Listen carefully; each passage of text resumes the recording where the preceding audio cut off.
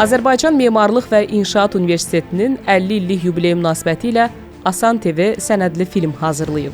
Çəkilişlər zamanı universitetin müasir laboratoriyaları, yeni texnologiyalar və praktiki tədris mühiti ətraflı qeydə alınıb. Film universitet məzunlarının işğaldan azad edilmiş ərazilərdə apardığı quruculuq və bərpa işlərini də əks etdirir. Çəkiliş qrupu bu bölgələrdə çalışan gənc mühəndislərlə görüşərək onların real iş prosesini yerində izləyib. Sənədli film həmçinin universitet mütəxəssislərinin milli mədəni irsin qorunmasında oynadığı rolu da nümayiş etdirir. Bu məqsədlə Şəkidəki bir sıra tarixi abidələrdə aparılan tədqiqat və bərpa işləri lentə alınıb.